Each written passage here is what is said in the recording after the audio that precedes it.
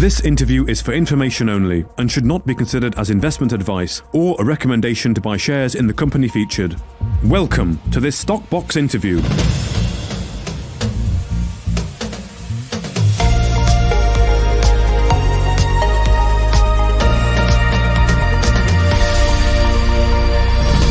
Joining us today is Dr. Valentino Paravicini from Oxford Cannabinoid Technology.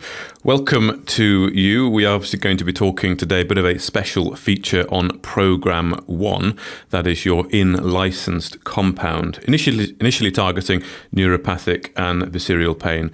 So, hello, how are you doing? Very well, thank you, Mark, for having us today. Very good to be speaking to you. So, give us the introduction then on this program. What's it all about?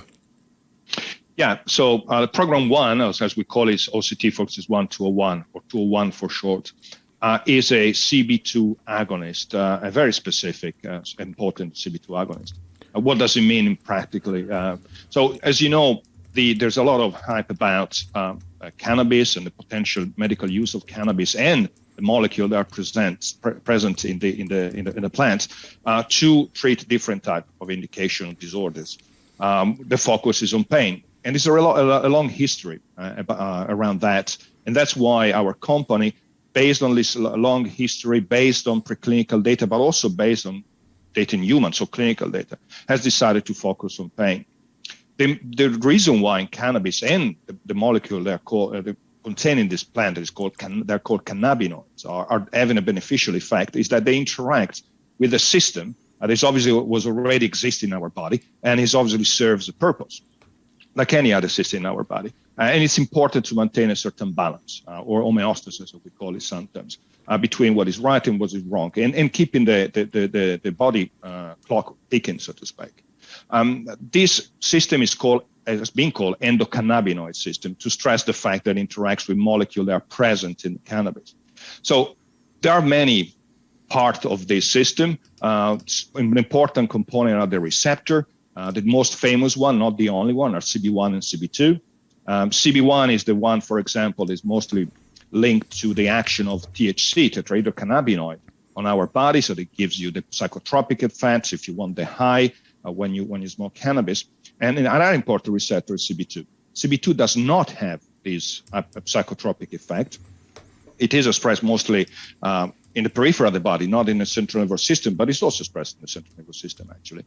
And by targeting CB2, we can do two things. On one side, harness the potential of cannabis in terms of beneficial effects on our body, but at the same time bypassing the problem, quote unquote, with CB1. Not that we don't want to target CB1. Maybe we can have another time to address that. It is also important from the pharmaceutical point of view, a medical point of view.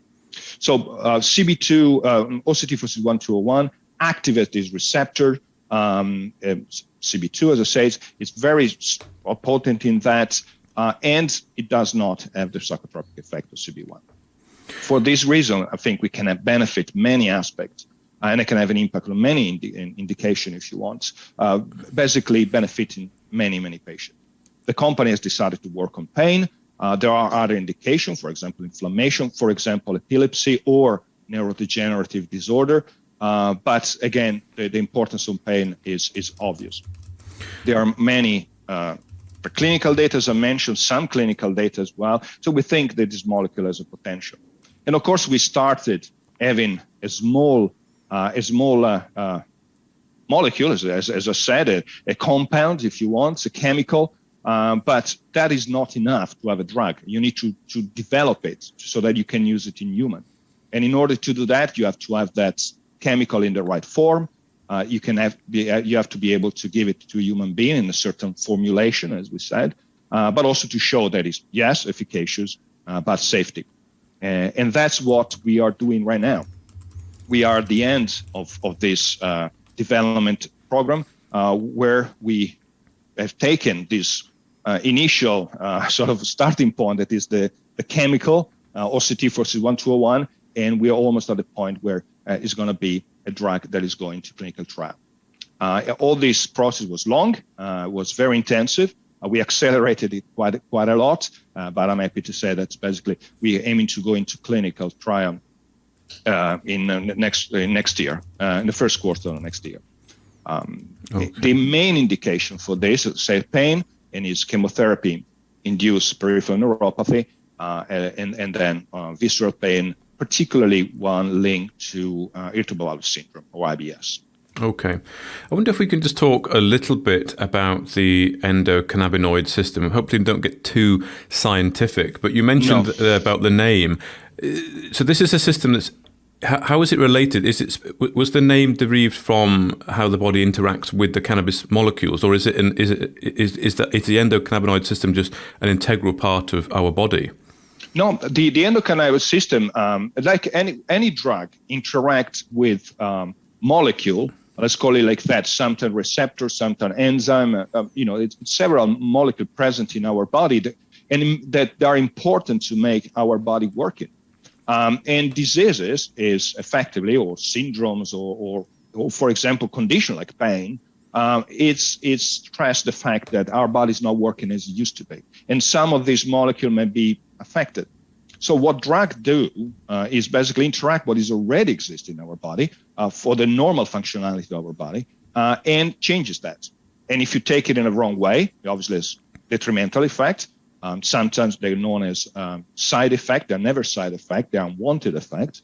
But obviously what we're aiming to is to have a beneficial effect. So of all these systems that we have, some of these receptors interact also have the potential to interact with what comes from the outside, either intentionally, like when we do the drug, or when we take some foods, or we take some other elements from the outside when we breathe and so forth.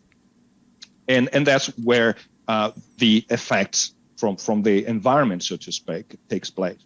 In this case, what scientists did, they obviously, rather than matching what's on the outside or what's in the inside, we match the name of what's inside to the outside.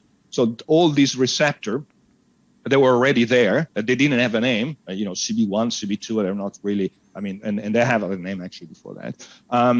These receptors don't mean anything, but the fact they interact with cannabinoids, meaning for something that comes from the cannabis, it's very descriptive and it's very useful to use. And you put the word endo, that means inside, so effectively means that there are molecules already inside our body that interacts with the receptor. In a way, you can make a parallel, although it's a bit risky in our case because we want to stay away from that, with the opioid. We know there are receptor and molecule that mimic opioid that you find in the poppy plants. They are important to regulate our body. And in this case, rather than having the receptor interact with molecule present in the poppy resin, we have molecule interacts with molecule coming from the cannabis flower. Okay, that explains that very well. So in a similar way that an opioid interacts with the body to numb pain when people are having surgery, it's a similar scientific process that's going on, but of course with cannabis receptors. Yes. Okay. With an importance difference that opioid can have a catastrophic effect on our body, and we all know about the opioid crisis and so forth. Mostly because they've been used in the wrong way. Opioids are very useful for what were initially taken from sharp and very short-lived pain. For example, as you mentioned, post-surgery pain, very important. We need to have them. When you start thinking about other pain that are more chronic, then when you get into trouble. So why the endocannabinoid system is important? It's important because the interaction of cannabinoids with the endocannabinoid system, if you want to simplify it, we can say that it's more modulable. You can operate in a more fine tuning, meaning you can have benefit without having the dramatic effects that opioids do have. Now, that doesn't mean they are 100% safe. Don't get me wrong, and that's why it's important for us to do all this development. We need to make sure that what we think it's true, that cannabinoids are safer than opioid, is actually true. Okay. And we spend a lot of time in doing that. Okay, well, if you can tell us a little bit more then about the history of the development of what you're working on here, specifically in regards to, I think where it's come from, the idea, because there's been a lot of prohibition around cannabis. Ironically, as you say, opioids are okay, but they're far more dangerous. Yes. But also on the potential side effects, if there are any, or if this is a way to treat pain with minimal side effects. So what have you been seeing over the course of the many years of work you've been doing in this industry? Sure, yeah. As I said, any drug and anything that interacts with our body can be potentially dangerous. I mean, there are molecules inside our body that are potentially dangerous. For example, cholesterol, right? So our body produces cholesterol, but if you have too much, it's dangerous. If you don't have it, you die effectively. But if you don't have it, if you have it too much, it's dangerous. So the idea that something can be 100% safe is not true. Unfortunately, what developed through the year, again, mostly for ethical reasons, I suppose, that were not well founded anyway, is that cannabinoids are the source of all evil. That is not true. Of course, if you abuse that, it is dangerous. In a way, part of the inherent dangers of cannabinoids is the route of you taking it and the way you take it, you smoking it. So you compile now the problem of inhaling, burned substances together with effectively what the active molecules, so to speak, the cannabinoid. But if you modulate that, so if you don't take too much of one, or you can find a way to take the single element within the cannabis plant, it's not the only plant that has it, by the way, but if you take the single element, can you modulate then the interaction with the endocannabinoid system and have something that is efficacious and relatively safe? When I say relatively safe, it means you're ready to accept certain side effects to a certain extent because the benefit is much higher. So one part that we can try to modulate is an immediate and obvious side effect. Again, is the psychotropic effect or the high that you have with THC. And by using this, I think science can really have a good impact on the health of human beings. Now, it has to be demonstrated. There are not many drugs that are based on cannabinoids out there, but mostly because there was, as you said, this stigma that the cannabinoids are bad, and that's not the case. So now, I think both the science and the scientific environment and the regulators and the politician have realized that actually, hold on one second, we have something potentially good. Why don't we use it? Why do we take, for example, benzodiazepine? They're really bad, and we still say they're controlled, but we can use them. Why do we take opioid? They're really bad. They're controlled, but we can use them. Why not trying to think about another controlled substance like cannabinoids and potentially use it? And in fact, what we do realize, and we did realize through this studies, not just me, but my colleague in the past as well, is that actually some of these substances taken singularly, they're not controlled substance at all. CB2 does not have a psychotropic effect. It doesn't affect, generally speaking, your way of interacting or working, for example, driving and working heavy machinery. So it shouldn't be controlled at all. And it is not effectively until obviously proven otherwise with a long-term usage, but that's something that will come in the future. But at the moment, all the data that we acquire is that it is safe and is not causing any unwanted effect into animal, like again, some sort of unusual behavior that would suggest a central nervous system effect. Okay. And how long has this been in the works? How many years are we talking here of research? Well, I mean, for specifically for OCT 461-201, the company, as you mentioned in the beginning, was in license. It was licensed by a company in Japan that is effectively spinning out themselves from Pfizer. There were a few months of activity there to prove the basis that this compound was okay. This initial work was important and it was the one that justified or pushed us to sort of go in and take this company and develop even more. This company was a small company as well, relatively small, so they needed help in developing some of the compounds they already have, and we decided to focus on this one particularly.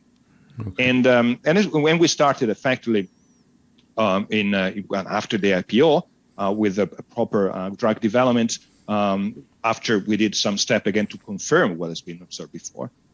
So I would say that at the moment is a year and a half. We just passed the year and a half mark. And the fact that in less than 2 years, we are aiming to go to the clinic, I think it says a lot of how seriously we're taking this compound and how committed we are with this type of work. Again, focusing on speed to give value to ourselves, to the investor, and to go quicker in the clinic, so to help the patient, but also focusing on safety that is paramount for everyone in drug development. Indeed. Well, we'll talk about the clinical trials, the phase 1 that's starting in Q1 in a moment. I just want to talk just a little bit about the end product, the goal, if you like, the objective, the dream, what you'd like to have in hand. So I wonder if you can just explain a little bit about, I think, first of all, what you hope to have. Is it going to be a tablet? Is it going to be a vaccination, not a vaccination, but an injection, the delivery method, first of all. But also, you say you're targeting neuropathic and visceral pain for people going through sort of cancer treatment for chemotherapy. Is this going to be also a temporary measure they have to take, or would this be something that potentially patients take for the rest of their life? Sure. If you focus on the latest question, in particularly when we look at chemotherapy-induced peripheral neuropathy, we have potentially 3 applications. One is to prevent that. You give the compound before people start taking chemotherapy treatment, and then you prevent the start, basically onset of the pain or the neuropathy in general. It's not just pain. The other way would be, if the patient developed that, can we take this compound and show that it's actually efficacious? And that would be a very short limited time, because basically you're given a compound only during the treatment of chemotherapy, perhaps just longer to prevent delayed effects, so to speak, but in general it will be very short. And again, for the same would be with preventative, because it's obviously you're just giving it before and during the treatment, and then you shouldn't have the disorder. And then we have the one that may take a bit longer, that is chronic CIPN. These are patients that have stopped already taking the chemotherapy treatment, but they do develop CIPN, and they have it for a few months. In this case, the treatment is aimed to prevent, first of all, to reduce obviously the pain and the effect, but also to shorten this window where the condition remains. So again, we think that it's not going to be a lifetime treatment; it's going to be a short-term treatment. When it comes to IBS, to irritable bowel syndrome, the interesting thing is that in this case, it's a relatively, actually, it can be a much longer condition. But it's not continuous. There are moments in which it gets worse and then it gets better. And again, this would be potentially more chronic treatment, longer time, but not always. It will be taken to reduce the symptoms when the disease is getting worse, and then you take it away when it's getting better. And in this case, you potentially reduce the occurrences, and in long term have an overall beneficial effect, but certainly treat it when it's needed. Okay. Yeah. Why oral? It's important. Yes, we have decided to go for a route of administration that is the oral route. Why? Because it will be more friendly to the patient in a way. We want to avoid that the patients have to go through an injection. It may be painful, but certainly will need the presence of a specialist, effectively, of a nurse, a specialist nurse, or a doctor to do the injection. So we thought that going for the oral will be more beneficial to treat this condition, but also potentially other condition in the future when we will look for other indication that we want to treat. What in terms of technically we call indication expansion. I mean, what other indication can we treat? And we did all our preclinical work using this route of administration. We didn't take a shortcut of using an easy one that will optimize the results, but not be predictive of what is going to be in human. So we did all our experiment to understand this potential drug through a route of administration that was oral, and obviously now we go for oral. We decided to go with a capsule, with a gelatin capsule that we think it's will be an easy way, but also very efficacious way to deliver the drug in a very short time. So for this, we obviously work around it. As I mentioned, the chemical, the initial chemical is not a drug. You need to do the work to transform into the drug. and what we call formulation, meaning how you mix your drug with other elements to make sure that it can be shaped into a form that you give to the patient is important. And again, that was also another part of our package in the development. Okay, excellent. Well, that explains everything very well there. So let's talk now about how you actually get this developed. You're going into phase 1 clinical trials. There are typically 3 phases to clinical trials. So can you just take us through the process of phase 1 clinical trials and what's really going to be happening and what you hope to get out of it? Yeah, the phase 1 clinical trial in general are based on safety. We always talk about the importance of a compound being efficacious. And we've seen, actually, if you look at the literature, a lot of compounds, it seems to have some effect in human, but then they cannot make it to the actual post-clinic, so to the actual to the patient, to the larger population of patients, because they're not safe. We had example, and as you know, of drugs that did go into the patient, and then after a few years they come back as actually is not good. And that's why we want to prevent that. And one first step is obviously you have the preclinical development, the work that you do before you go in human. You cannot go straight in human, despite what people think. Unfortunately, if it would be possible, we would do it, but it's not. And so the first step is really safety. So the phase 1 trial is safety. You want to prove that your compound is not causing unwanted effect into an individual.